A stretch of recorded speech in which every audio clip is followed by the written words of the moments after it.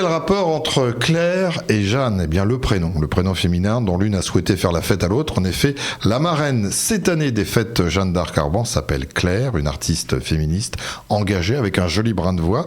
Et pour parler d'elle au pluriel et du programme, bien sûr, qui va bien avec, nous accueillons Sileyman Sow, adjoint au commerce, à l'économie, à l'attractivité et aux manifestations publiques. Sileyman, bonjour. Bonjour. Merci de nous faire la gentillesse d'être avec nous.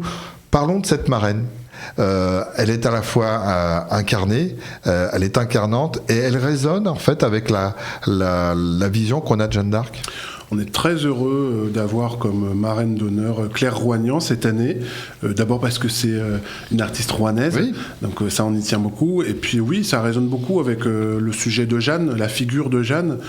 Claire Roignan, son sujet, sa cause, c'est la maltraitance faite aux femmes, l'irrespect des femmes. Et enfin, quel meilleur sujet quand on parle de Jeanne d'Arc qui a été victime d'une erreur judiciaire, d'un procès fabriqué, où on a fabriqué des preuves, on reprochait à Jeanne son attitude de garçonne, ses habits. Donc on est très content d'avoir Claire, et puis ça tombe bien, Claire Roignan cette année elle a sorti un nouvel opus avec un titre qui s'appelle Jeanne justement. Par hasard ? Non. Évidemment, ça n'est pas un hasard. C'est un heureux hasard. Mais c'est bien, effectivement, qu'il y ait deux formes de militantisme, de femmes engagées et de générations totalement différentes, évidemment, qui se retrouvent à travers une fête qui va être célébrée, déclinée sous différentes formes pendant plusieurs jours, du 6 au 9 mai, je le rappelle tout de suite, mais on y reviendra tout à l'heure. Du 9 au 11, c'est du 9 au 11. Du 9 au 11 mai, oui, donc déjà bien fait de commencer, du 9 au 11 mai.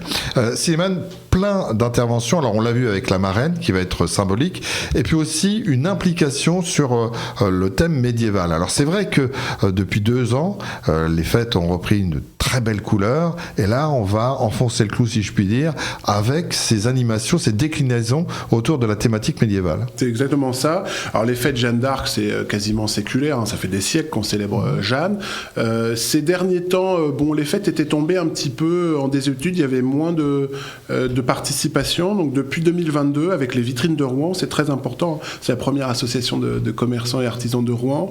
On a mis un point d'honneur à donner un nouveau souffle à ces fêtes, leur donner un côté plus participatif, peut-être aussi un peu rajeunir l'auditoire. Et donc oui, on est très heureux de pouvoir mettre le côté médiéval, mais vous avez vu qu'on assume aussi depuis 2022 d'avoir un côté un peu décalé avec du féerie fantastique et les déguisements, le défilé, on en parlera peut-être tout à l'heure. Tout à fait, on va parler des ambulations. Mais je voulais noter, il y aura 150 intervenants. Oui.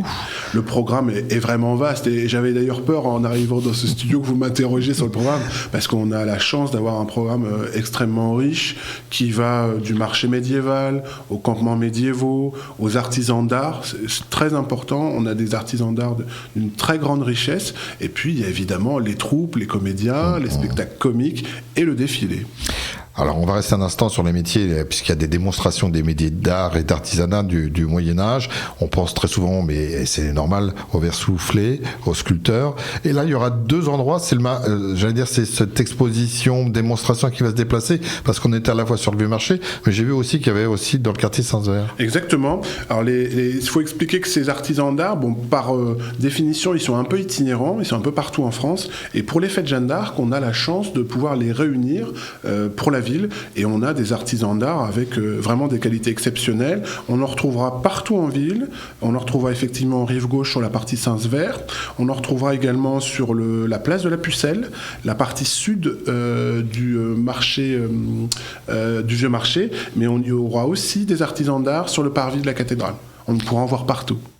Avec aussi, ça en fait partie des expositions, parce que il y a des animations, il y a le côté vivant, et puis il y a le côté aussi où on va pouvoir contempler et être informé. Il y a une exposition d'instruments anciens, évidemment en rapport avec l'époque de Jeanne. Exactement. C'est quelque chose qu'on renouvelle, qu'on avait déjà fait en 2023, cette exposition d'instruments de musique, hein, et on va pouvoir refaire ce fameux bal moyenâgeux où les gens peuvent venir déguisés et à la musique des ménestrels pouvoir faire la danse du Moyen-Âge. Donc ça a déjà fonctionné une première année. L'année dernière, il y a déjà eu ça doit être charmant à la fois et surprenant. Et on est étonné de la participation des gens qui viennent déguiser. Alors c'est pour ça, je m'arrête un instant sur ce sujet-là. C'est très important. On essaye de faire les choses sérieusement sans se prendre au sérieux.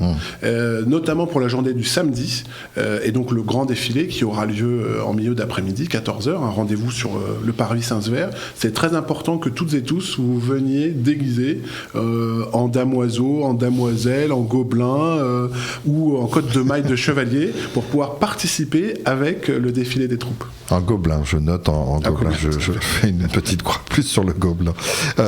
Il y aura des campements médiévaux, aussi bien à l'hôtel de ville Saint-Maclou, et là il y a le théâtre de rue. On va parler des déambulations. Théâtre de rue parce que spectacle vivant, et vous insistiez sur le fait que les gens participent, mais il y a aussi des choses qui vont vivre autour des spectateurs, et puis des déambulations, et là c'est hyper intéressant parce qu'on a aussi bien la musique et la danse, vous l'évoquez, et le fantastique. Exactement, il y a le fantastique.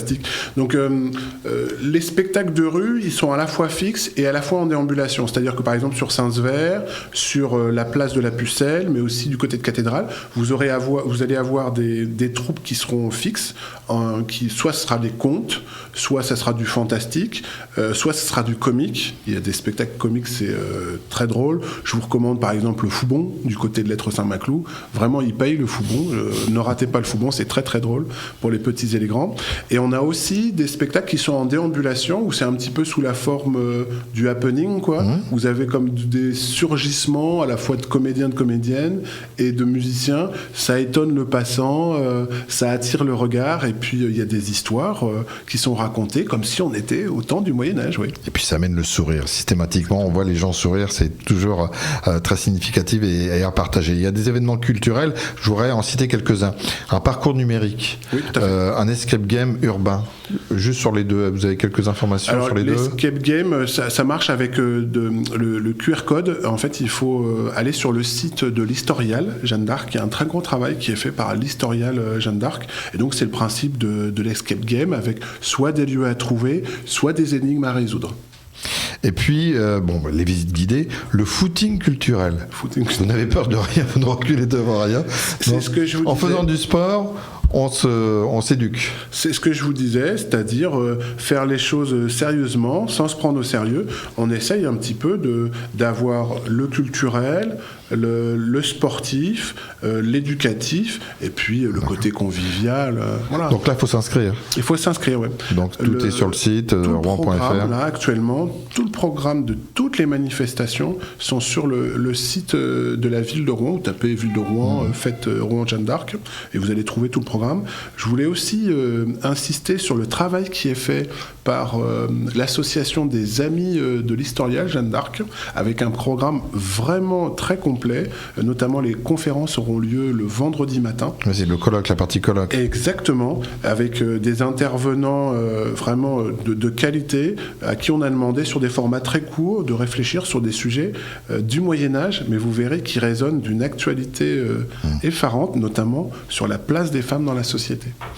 Vous avez évoqué tout à l'heure les danses médiévales qui sont toujours à la fois très riches et très originales. Il y a aussi un défilé de mode. Et là, j'ai trouvé qu'il y avait un brin d'humour, vous poussiez loin. Défilé de mode été 1431. C'est exactement ça. Donc là, c'est à pareil. Faire pâlir Jean-Paul Gaultier. C'est ça. On renoue avec ce qu'on avait essayé l'année dernière. On avait essayé. Ouais. C'est vrai que comme ça, défilé de mode moyenâgeux sur le papier, on se dit que c'est un risque. Eh bien non, les gens ont participé.